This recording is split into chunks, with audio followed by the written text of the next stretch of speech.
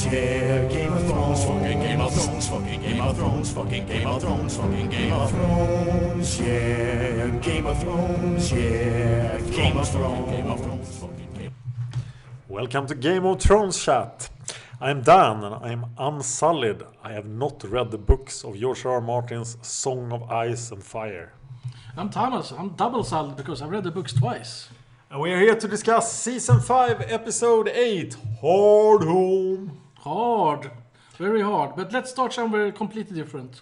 Okay. Let's start in Marine.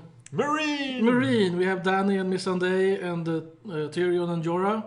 Yes. And Jorah wants to speak his cause. But nobody lets him speak. Dany just shuts him down. Shut up! So Tyrion has to do the talking now for both of them, I guess. Yes.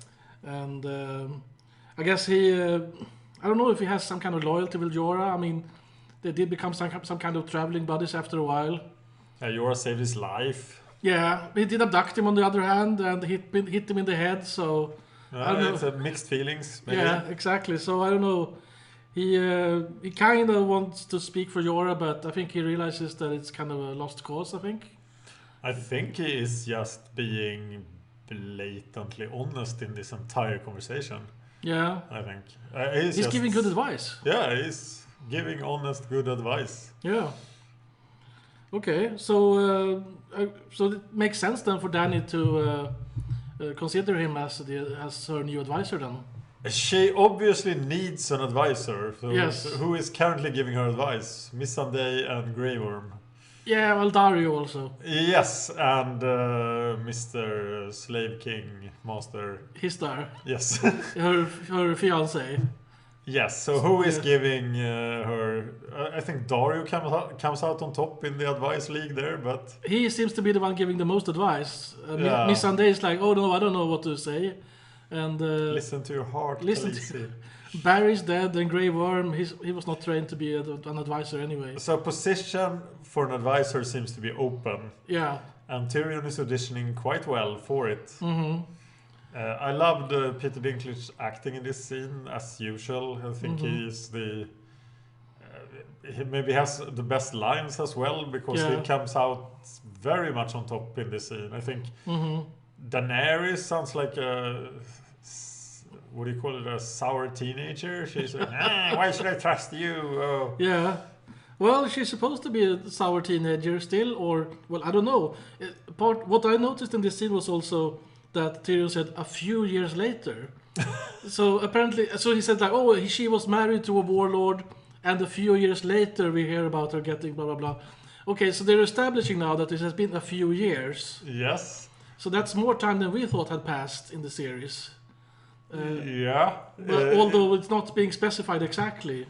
Well, Marcella thinks a few years has passed as well. Yeah, she's been in Dawn for years. Yeah, little Sam doesn't agree. Yeah, he strongly disagrees, but what can he do? He's just a baby.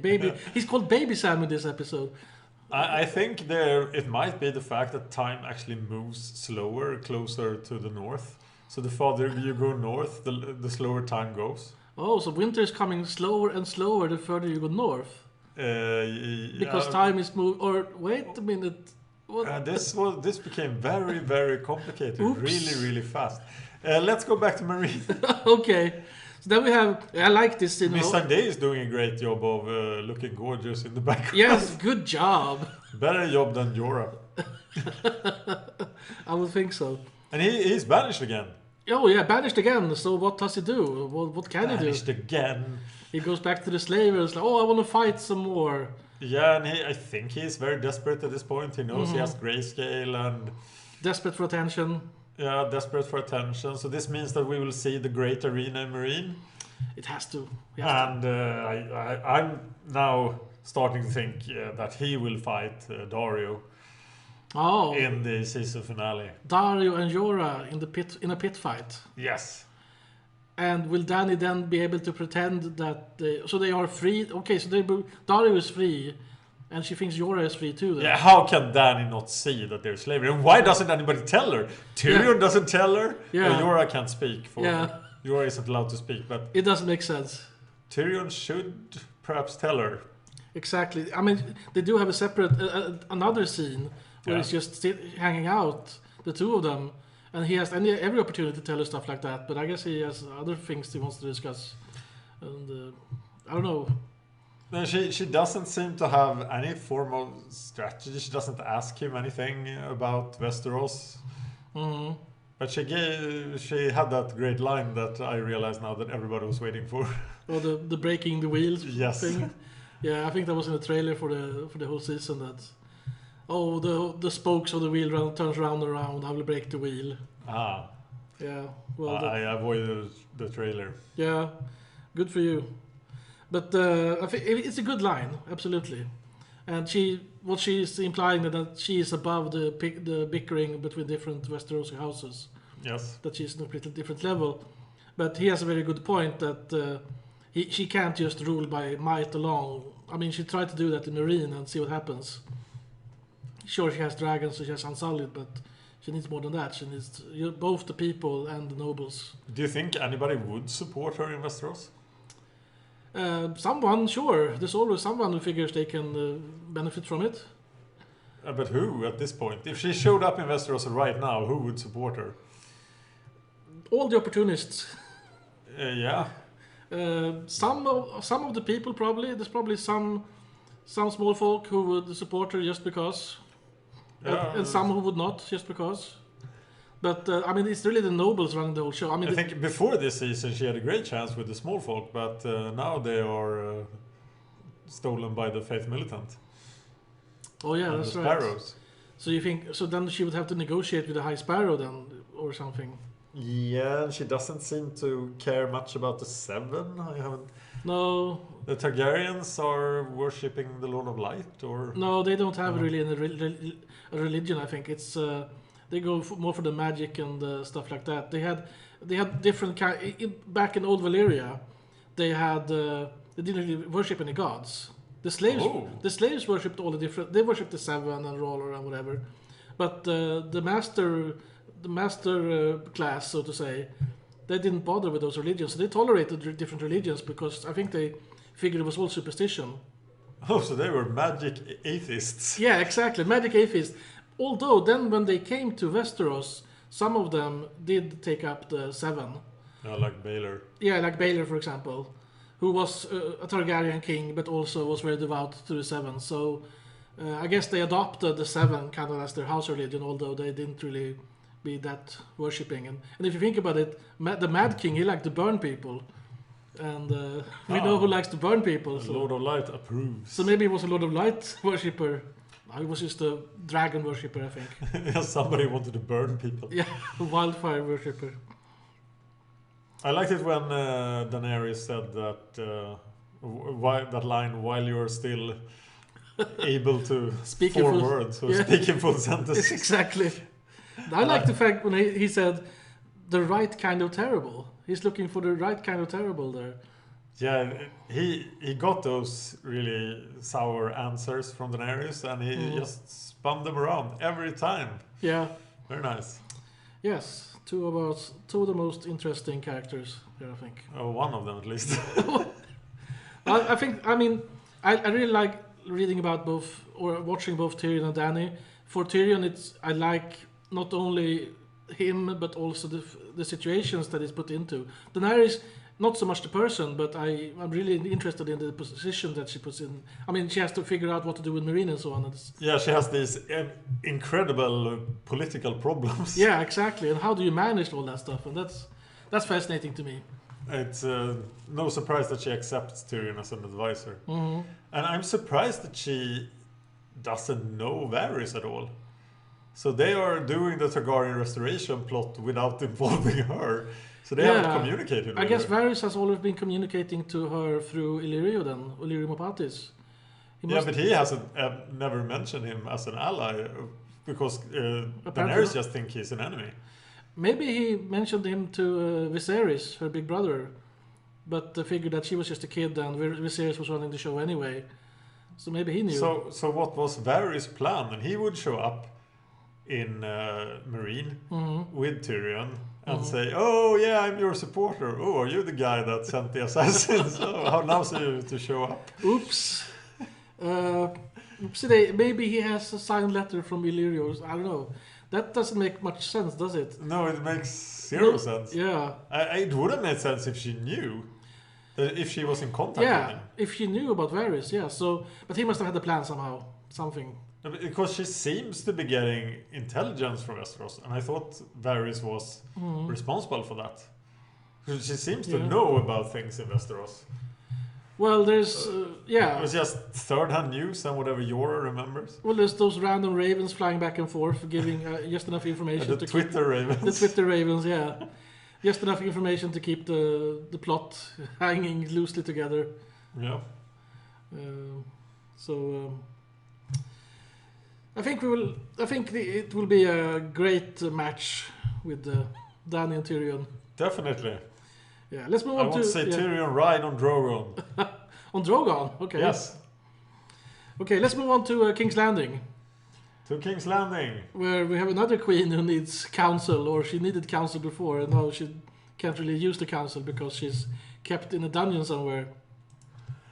Yep. Cersei is apparently given no water so that she will confess to her horrible crimes. That's rough. She has to lick it off the floor. Yeah, it licks it off the floor, else, yeah. And then Qyburn, the Meister, or ex-Meister, comes to visit her. And he has interesting news. So Grand Maester Pycelle has sent for her uncle Kevin. Well, that was the first smart thing anybody did in King's Landing in a while. Yeah, so he has sent for Kevin from Castle Rock to come back to King's Landing and be the hand. That's very good for Tommen, except that he won't meet anyone. Yeah, okay, but maybe Kevin can make him see reason, or maybe not. I don't know I don't know what the relationship is there, but Kevin is at least a competent person to serve as hand. I think Kevin is just anti-Cersei. That's his only mission? I think about his family, he will still care for Tommen and... Oh, okay, he likes everybody else. Jaime, oh, okay. etc. Yeah, he was really angry with Cersei when she wouldn't step down and let him be hand by himself. So Exactly. Yeah.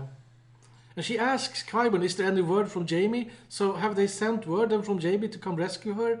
Is that how it works now, or is it just... Yeah, I think so. Or, I don't know. I think Qyburn is... I felt that he was quite weird when he spoke. He seemed... I think he knew that they were listening to him. Yeah, absolutely. And that's why he couldn't say what he wanted to say. So instead he had to say other things. Yeah, like the work continues. Yeah, and there's another way out. Yeah, but I felt that was the... Oh, it was Cersei's interpretation, perhaps, that it was the confession. That's how she interpreted it. But I did not feel that he confirmed her... When she said, I have to confess, I didn't feel like he said, yes, that's what you have to do.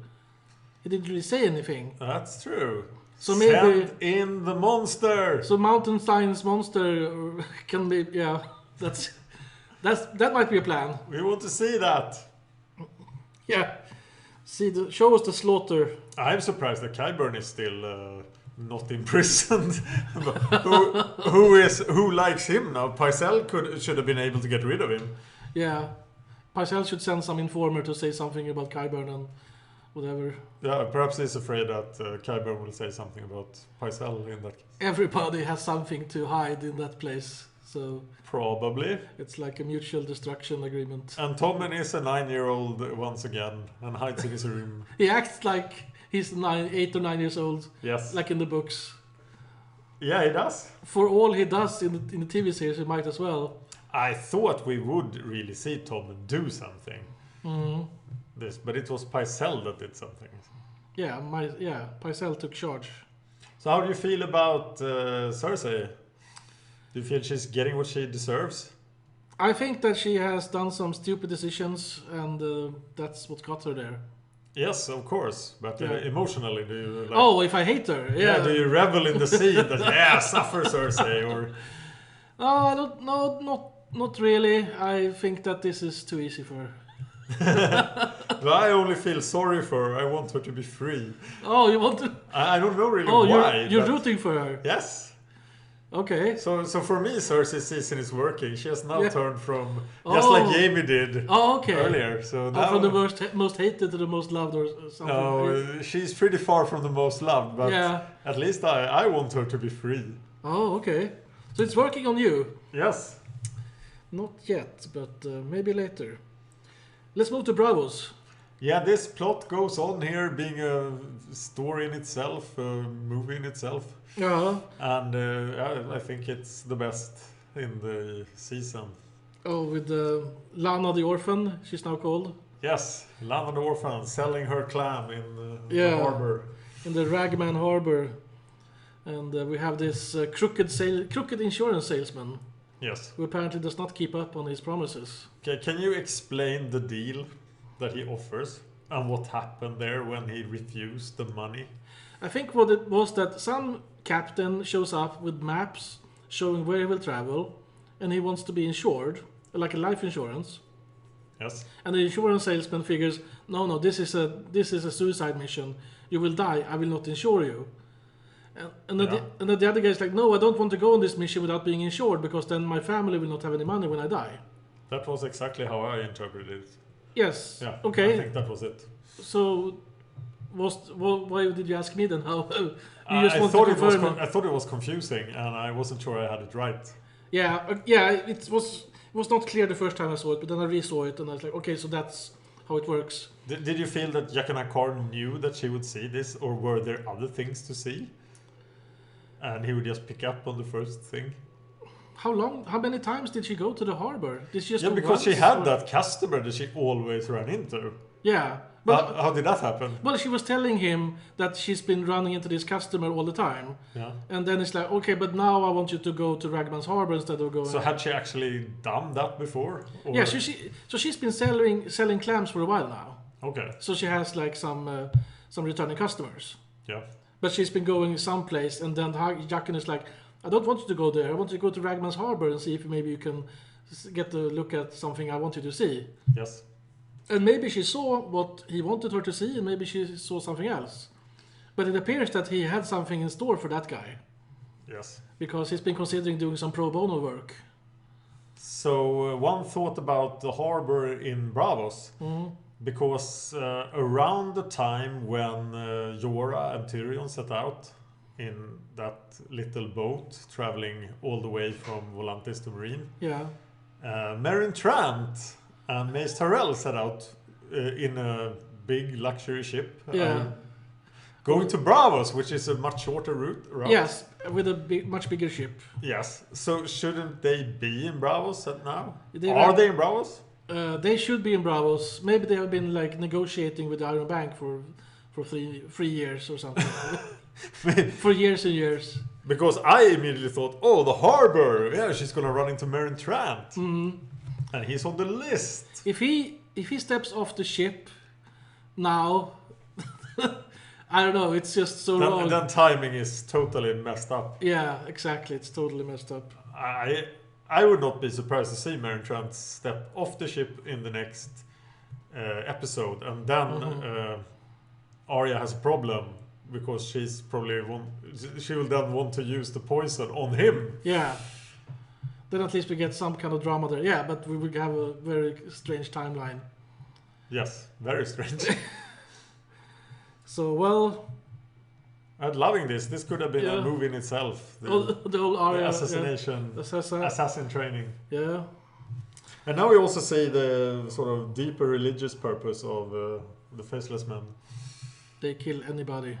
Oh, they seem to be acting on some sort of moral basis. Yeah. Well, I was saying pro bono. I mean, this is they're not going to get paid a lot of money to do this assassination against this crooked salesman. I mean, crooked insurance salesman, unless maybe they steal his money when they do it. But that doesn't seem like the style of a Faceless Man. They seem to be pretty well funded, the Faceless Men, for some. But I was thinking that it sounded like some family that did not get any money from the insurance salesman had been contracting the Faceless Man. Wasn't there a person sitting on the floor praying in the scene? Yes, but I'm not sure if that had any bearing. I thought it was like the person that had been cheated. Okay. But they were looking at that person like it might be, but I wasn't sure if it was just somebody else or that person. It was probably meant to be to have many possible interpretations. Okay, well, we are in the House of Black and White after all, so... Exactly, where everything is clear. But everybody has 10 faces, at least. And we still have not seen one more Faceless Man, really. Not a full-blooded faceless man. Or have we? We don't know. There are tons of guys. Who am I? And I was surprised that it's all the same to the many-faced god line. Oh yeah, he doesn't really care if she dies or not. That was surprising. Because he seems to care. Let's hope so. I was hoping so. I mean, why would he tell her to come all the way from Westeros to Bravos? Which he basically did that with giving her the coin. I think they have to look over the recruitment process. Well, maybe he figures that if she dies, she's too weak to become a faceless man. Yeah, maybe this is part of the training. Survival of the fittest. The weaning, yeah. Well, let's move to Winterfell. Yes. So Sansa somehow beats out the truth from Reek. That wasn't very hard. Exactly, that wasn't very hard. He just splurged it out. Oh no, I accidentally spoke the truth. By the way, Brandon Rickon is not dead. Okay, so now she knows. Not sure exactly. Well, I can think of one thing that she can do with this information. Have hope. Use it as a leverage, because Reek. Do you think Reek is gonna go now to Ramsay and say, "Oh, by the way, I spilled the beans to Sansa"? That's possible. But it's also possible that they won't. So she has leverage. Exactly. Then she can extort him to do other things. And I really hope this information is useful to her in some way. So that would be great. Well, what else? She's not going to escape and start looking for them. No. So that's the only use I can think of with that information right now. Yeah, and to give her hope that she now has. She's getting hope all the time. She was told about Jon last episode, and now the family is growing by the hour. Yeah, everybody's alive. Oh, by the way, Ned. Yeah, he's in the next room. Oh, well, here's your mother. Here's your big brother. It was all a dream. Yeah, it was all a dream. And here's Bobby Dewey. Oh no. Okay, and then there's this council of war with Roose Bolton and Ramsay and some of their leaders there. I love scenes like this. Like? Okay. There's information. Yeah, we know. There's set up for the big fight. Okay, so now we know Stannis has 6,000 men. Of which half are cavalry. Okay, yeah, sure. Okay, so but maybe all of our cavalry and maybe half the horses died. Probably. Or maybe, I don't know. And we know that they have food for 6 months and that they are well prepared for siege. Okay, so they have 6 months worth of food at Winterfell? Yes. And how long will the winter last? 30 years. Okay, do the math. But they can probably get food from outside Winterfell somehow. Okay, so they're not besieged, but they can they can survive a siege for 6 months. Okay, so they store the food someplace else and then they bring it to Winterfell slowly during the winter. You have a point. Or would they store it centrally and in Winterfell with all this big... Don't they get like 30 feet or 100 feet of snow or something crazy like that? Yeah, so transporting the grain back and forth doesn't make any sense to me. No, so 6 months sounds very little when you say it like that. Yeah. I'm not sure if they thought of it. Maybe it's like 6 winter months or something. But yeah, so they might starve, but they're gonna survive longer than Stannis at least, because Roose is a pretty competent commander, right? Yes, he's been around. Yeah, and when Robb Stark split his forces at the Twins, he did give command of half his forces to Roose Bolton because he figured he was the smartest guy. That's interesting. I have high hopes for the siege of Winterfell. Yeah. And we have both Roose Bolton and Stannis both are proven bad commanders. Yes. So they are not the ones to make stupid mistakes, as opposed to maybe Ramsay, who's going to go on a suicide mission, it sounds like, with 20 guys. Yeah, what's up with that? He's going to hit them hard, he says, with 20 guys against 6,000. Yeah. I'm not sure what's going on there. And still, this winter weather, I'll talk more about that when we get to Hardhome, but doesn't look as bad as they say it is. Yeah, fake snow, you mean, and stuff like that? And there's not a lot of it, and everybody's walking around without Hats. Hats, yeah, but they've been missing the hats since way back when. Yes, like they at have. least since season 2, when half the Night's Watch went north of the wall without hats. That actually happens in most movies. Yeah, so we can distinguish between different people. So yes. So that's okay. But the weather in Hardhome is like I will be happy for that weather during winter. It's quite mild. But before we go to Hardhome, which will be the last part of this cast, and also was the last part of the episode, we're just going to quickly touch by the wall with this very strange scene, seemingly useless scene, where Ollie says, "I hate wildlings," and Sam says, "No, don't hate wildlings." And then Ollie gives him a stare like, "I hate you too." Let's hope that this scene wasn't completely useless. Let's hope that it will somehow have a bearing or something somewhere along the line. I think it was intended for character development for Ollie. Okay.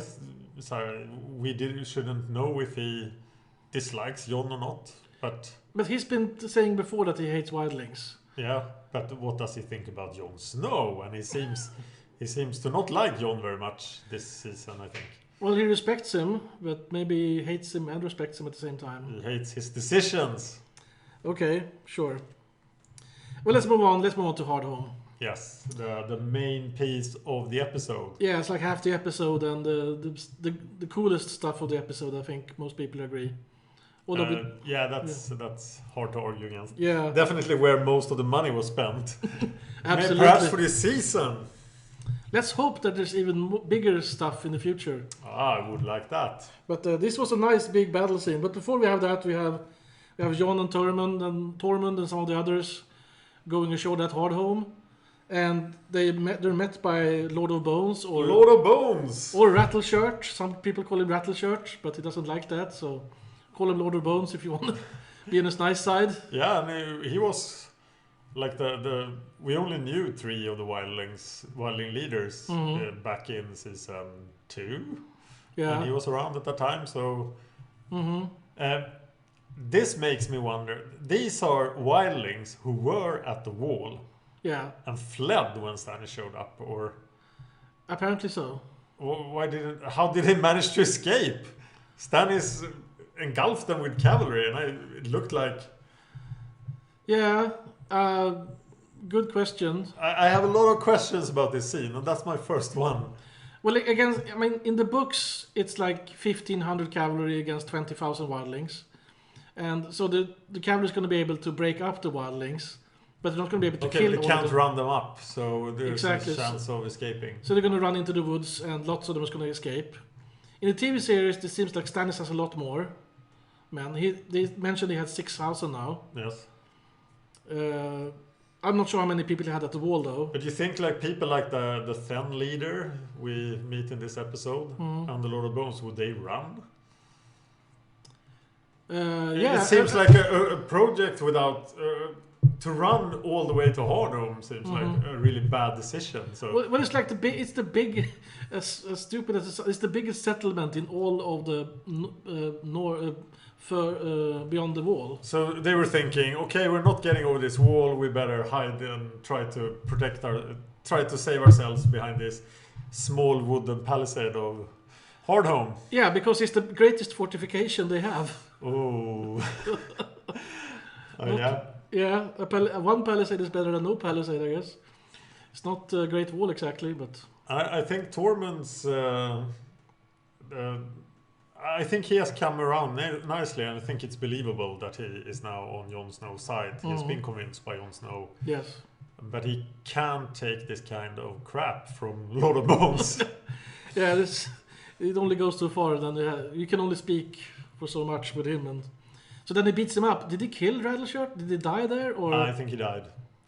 I think there were distinct... squishy noises. Yeah, crushed skull noises. Okay, so he's dead then, we say. I think so. I don't think those bones would protect from that. Well, at least he lived longer in the TV show than he did in the books, so good for him. When did he die in the books?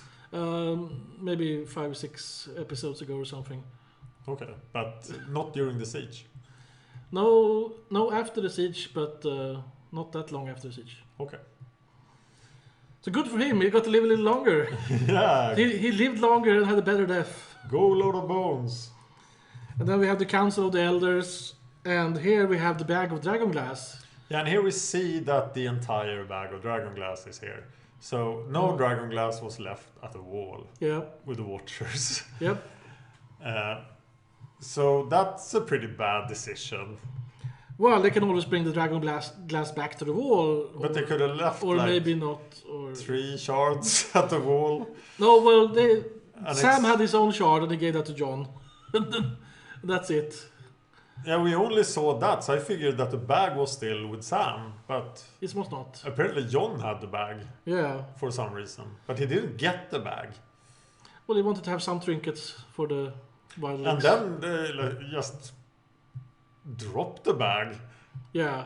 And he doesn't seem to keep peace for himself, and it's like they treat this bag really. Woo! This bag of stuff. The giant seemed to like it, but yeah, the giant seems to be the smartest guy around in Hardhome. Yeah, but at least they reached a decision. Most of them seem to reach a decision to evacuate and go on the ships. Yes. And that seems like, I mean, what else are they supposed to do? So the 10 guy doesn't like it. I got the impression that less than half of the wildlings decided to go on the boats. That most of them wanted to stay. They mentioned that 5,000 would leave. Yeah, and they were more than 10,000. Well, I mean, a lot of them has already gone south of the wall, and some people, I'm sure, fled to other places than Hardhome. Ah. But it might be 10,000 people. Yeah, it felt like the size of the settlement would support more than 10.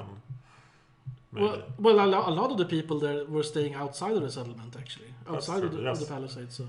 I like the wildling woman, the Danish actress. The fighting woman. Yes. She made quite an impression, and then she died. Too bad. Yeah, so they start evacuating, and they say they're going to evacuate 5,000 people or something. And here is my biggest complaint about this scene, because they have, just like early in this season, randomly arrived at the time exactly when the White Walkers decide to attack. Yeah.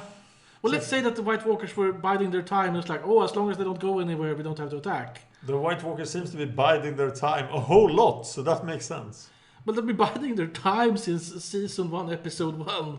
So they're the kings of biding their time. Oh, they've actually been biding their time for 9,000 years, haven't they? Yeah, exactly. So, but of course it's typical that the attack happens at the very moment that you start to evacuate. So. Yeah, but coincidences like this didn't happen at Blackwater or in the Watchers of the Wall episode.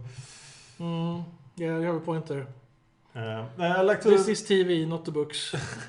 Yes, and it you can see that. And then I want to mention the giant as well, because he looked quite similar to one of the giants that died, but this is a third giant. And it might be the first giant we saw actually back in season 3. Was it season 3, episode 1? Yes. This giant that was hammering down a big wooden thing into the ground with his hand. It could be that guy, I'm not sure. I don't remember, we'll have to go back and watch. But the 2 giants who were involved in the siege, they died. And this guy we didn't see anywhere close to the wall. So maybe he was on sick leave. Well, maybe he was lagging around, or we don't know exactly. Are there more giants still? We have no information right now. Okay. But I have to think at one point there were more than 3, but of course they could all die out. I accidentally saw that this was 1-1. Yeah. 1-1. What's his name? Well, that's his nickname, 1-1. His name is longer than that, but they call him 1-1. And he actually spoke. The old tongue. Oh, very nice. Yeah. I liked him a lot. One question though, how did he get into the house where they had the meeting? They built the house around him. There was a pretty large hole in the ceiling. Did he jump into the house? No, that does. He couldn't climb on the roof. No, he had to jump over the house and land in the middle of the house, crushing, making the hole in the ceiling. Well, yeah, but I mean, if there is a big door, why didn't he use the big door going out? Well, yeah. So my explanation is they built it around. Sit here, we're gonna build a house. Oh, he must be in dire need of stretching. But I loved everything about him. He was amazing. Yeah, I liked him. Did you like the fighting as well? His fighting, I liked. You liked his fighting, yeah. About the whites, as opposed to the White Walkers, we have the White Walkers who is somehow animating dead people into whites. Yes. And the whites seem to be like skeletons rather than zombies, if you know what I mean. They seem to be... I mean, the ones that were approaching the palisade, they did not look like people who had just died. No, I think they have been gathering dead people for quite some time. But, I mean, right before there, this looks like they somehow abducted everybody that was outside of the palisade. Yes. And I got the feeling, okay, now those people have been abducted. Yeah, they should have looked like freshly dead people. And they should have looked like fresh... Yeah, if they were the ones attacking. But maybe they abducted them to, like... And then they threw in their other people, the old dead, and took out... I don't know. Because when he raised the people on the beach at the very end of the fight... They look fresh. Yes, they look fresh. Yeah, but that's pretty strange. But the others looked like they've been rotting for years. And then you had those children that looked like to be in various stages of decay, but they were only there for that scene. You never saw them in the fighting. I was thinking, so this woman that she didn't want to fight those children, did she recognize these children? But her children was on the boat. Yeah, but I mean, there could be other children. Yes. But it looked almost like she recognized them. Or maybe she was just really sad that she had to fight children. And she was obviously unable to fight children. Yeah, but they were able to fight these skeletons with just normal weapons. Yes. Not fire. But they didn't die very easily. You had to dismember them. Yeah, but it looked like... I mean, remember back when John had to fight that first white back in Castle Black in season 1. Yes. And he would hit him with a sword, and he was like, didn't really care. You had to burn. It seemed like burning them was the only way to get rid of them. But now one explanation that would make sense is that old bodies are more brittle. That a fresh body, like the one that he fought in Castle Black, is more resistant. That the actual sort of the tissue, the blood damage, etc. That doesn't hurt him. So. Yeah, I get if one is going to step on a body and it's going to disintegrate because it's just a rotting skeleton, sure. But then it looked like some of the others, they just hit them with the sword and so creating a really big wound in the stomach, and you would hear blood splatter, and then they would die. Yeah, that was strange. And it was also strange that they died so easily, but when they fell off a cliff, they survived. Yeah. So then they stood up again. So it didn't really hold together for me. No, that's very true. I did like the fact that they ran and were not like Walking Dead zombies. I think they were very careful not to look like Walking Dead. That would have been kind of, And so did you like the fight with the White Walker?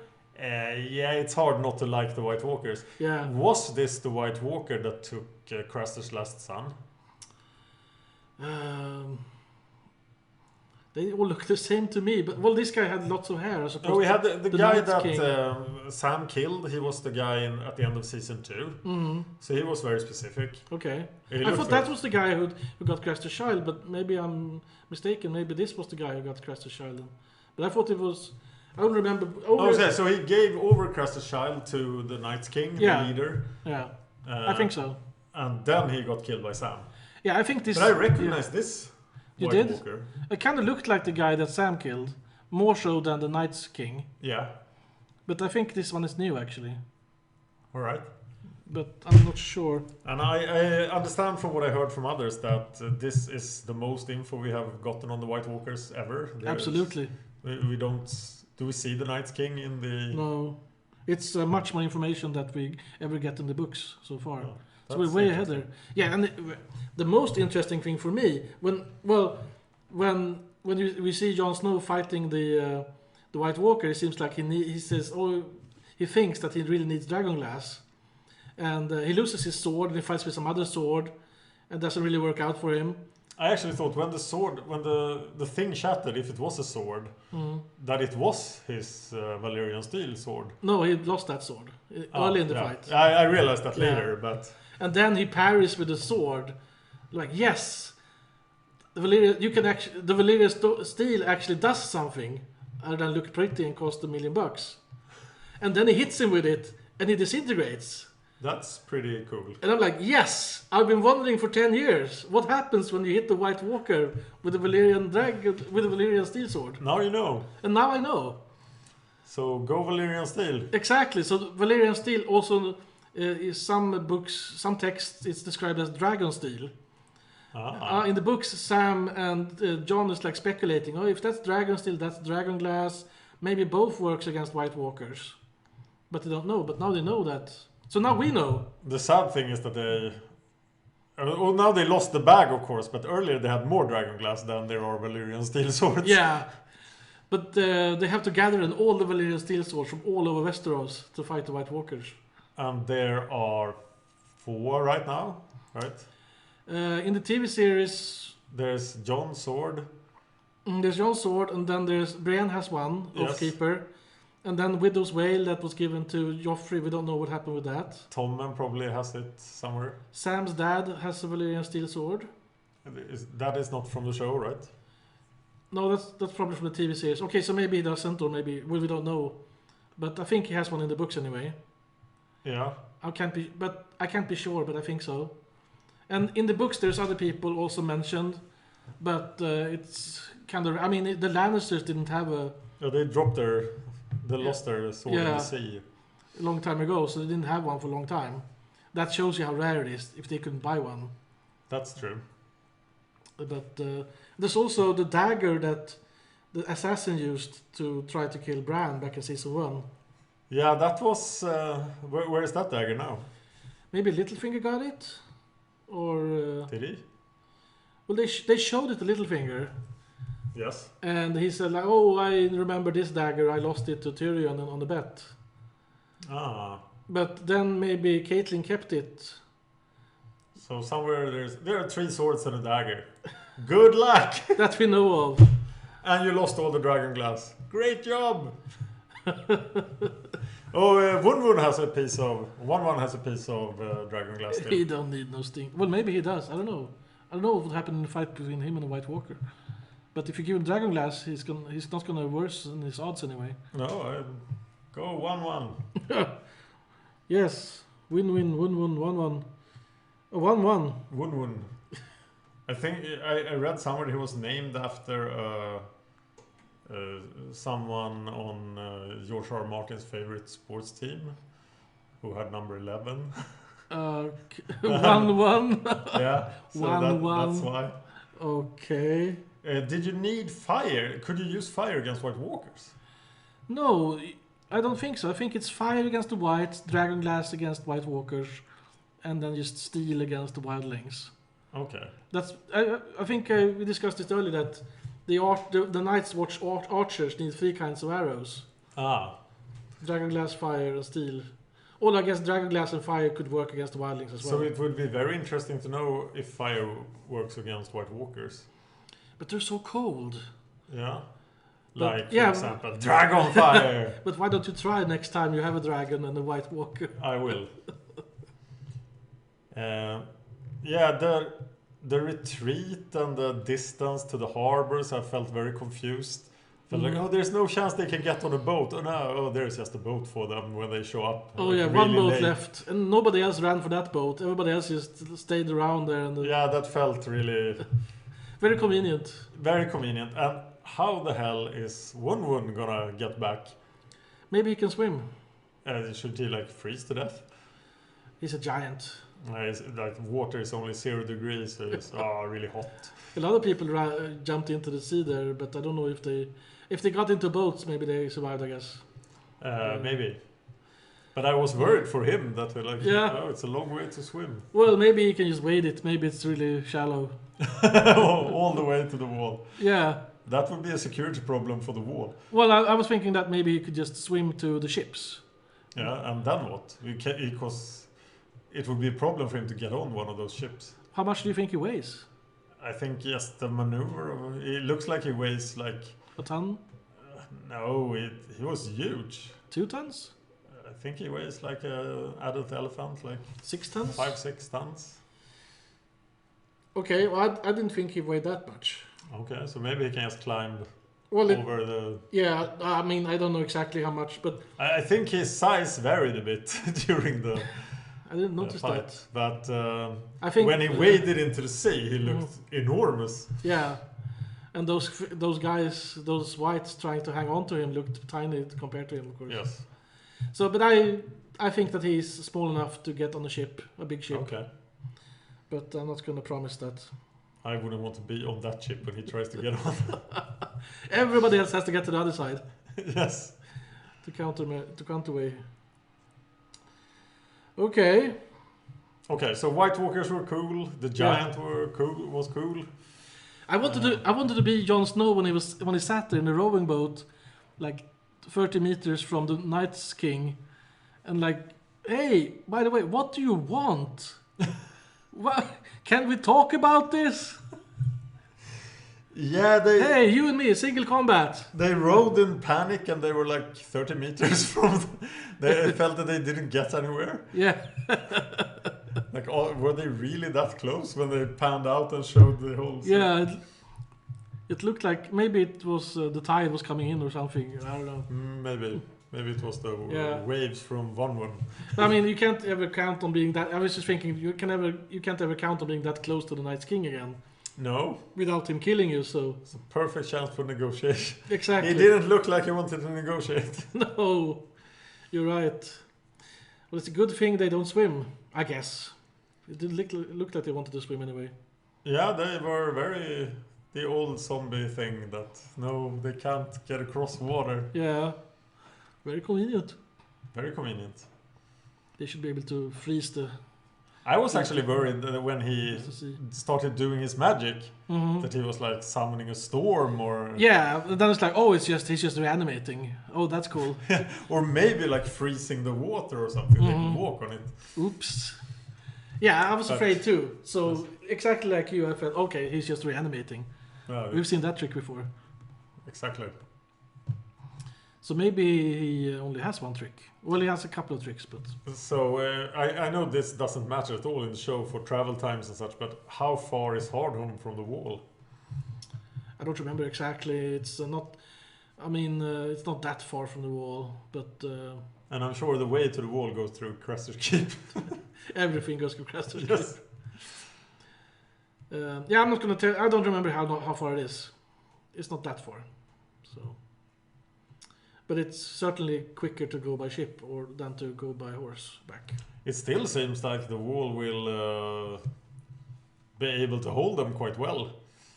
Because they didn't show any sign of any technology, they were just running. So will they do a World War set thing when they like pile themselves up 700 feet high? Oh, you mean like in World War C? Yeah. With Brad Pitt, yeah. Well, they looked like they could climb at least over a palisade. Yeah, but that palisade was pretty small compared to the wall. Yeah, they could punch themselves straight through a palisade even. Yeah. Well, they could climb. They could try to punch themselves through the tunnel, also, or some other trick. Two more things about the whites. I heard somebody say that Benjen Stark was among them. Oh. I didn't see him. Did you see him? No. I mean, it wouldn't be impossible for him to be among the whites. That would have been interesting. We still don't know anything about Benjen Stark. Exactly, we still don't know anything. And that would be such a good payoff. Yeah, actually, it would be. There he is. I think he's still outranging. It would be even cooler if the Night King took off his mask. He's like, hello, I'm Benjen, by the way. That would be cool. Surprise, surprise. But so far we've only seen newborns being turned into White Walkers. And not whites. Also, shouldn't there have been at least like one giant among them? Maybe, yeah, but maybe... Or maybe those three giants we have seen are the only ones left. Yeah, or maybe they burned the two that died at the wall. Maybe they can't reanimate giants. Maybe the giants always burn them. Yeah, that's right. They burnt all the dead at the wall also. Yes. But it wouldn't make... I mean, it would be okay to see... I seem to recall in the books also that there's like animals also involved. Animal whites. Oh. All of a sudden there's a big polar bear attacking you, or half-rotting polar bear attacking you. Yeah, they have the horses, of course, so they can reanimate animals. Yeah, if they can reanimate those, what else can they reanimate? How many White Walkers were there? Well, they killed one, and then there was like 5 of them up on the crest. Yeah, 4 or 5. And that's all we saw, I think. Yeah. And how many did we see before? When the baby was reanimated, there were like White Walkers in the background. When did you say? When Craster's last son was reanimated, or was turned into White Walker. Oh yeah, I think there were more than. Yeah, I think there were 13. I'm trying to think of. Okay, well, I'm trying to think of like the very end of season 2, when you see this whole army marching against the Fist of First Men. Was it just whites and like one White Walker? I don't remember. There were more than one White Walker in the distance. There was another White Walker in the distance, at least. There was at least one White Walker mounted. Yes. And so more than, but there was also a lot of whites. I don't remember how many. I only remember 2 White Walkers from that scene. That scene was so confusing. I really thought they were at the wall. Oh, okay. And I was like waiting for all of season 3. And I thought, where are they? All right. They were at the Fist of the First Men, yeah. They were. Anything else about this episode? And now they have reached Hardhome then, so they're... they progress really slowly. Yeah. I'm sorry, what did you say? Anything else you want to talk about this episode? No, thank you. With the risk of sounding negative, I feel a bit like the real Game of Thrones have ended, and that this season is like the show I found when I looked for something else to replace Game of Thrones. I felt this is a very weak season. This episode had its cool moments, but I really need something good in episode 9 and 10. Did you feel that this episode was better than last episode, or worse? I think now, having thought about it, as we discussed this before the show, I think this was better. Yeah. I think so also that this is... At least we moved ahead in the main story of the whole saga. And we learn more about White Walkers. That has to be cool. Yeah, so I think that if you could have 10 good episodes as good as this, yes, it would be a good season. But unfortunately, some of the episodes earlier this season has not been as strong. So there's no doubt that this season is in a league of its own compared to that. This is weaker than the other 4 seasons. Yes, and I really hope they correct that for the final 2 seasons. As I understand, there will be 7 at this point.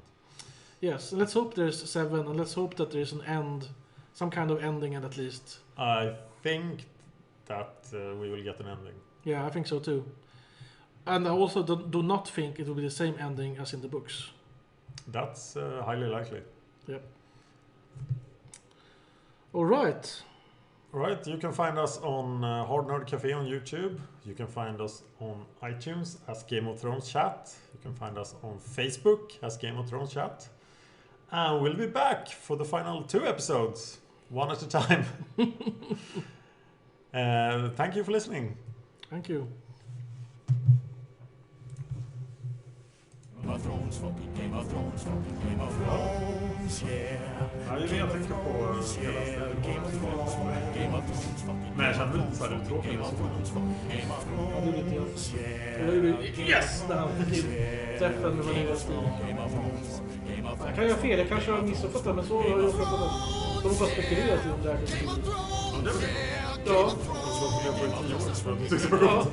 Ja, precis. Man spekulerar i jag har sett en text på själva och efter om att sen trodde jag på det så här Ja, det var inte mycket för att alltså, man tänker på det stil har man sett liksom, annars är det bara så, ja det är trevligt svärd här, bra liksom.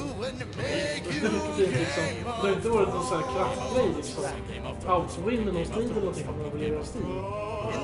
Det är riktigt magiskt, men här är det plötsligt, okej, det fanns någon magi i alla fall. Grymt och byggvärde. Då undrar man om den magin hänger med när man låter dem göra atmosfär och låter jättekonstigt om man kan smälta ner ett svärd och sen smida om det och sen tro att man har samma... Ja, det verkar... Då måste det vara metallen i så fall.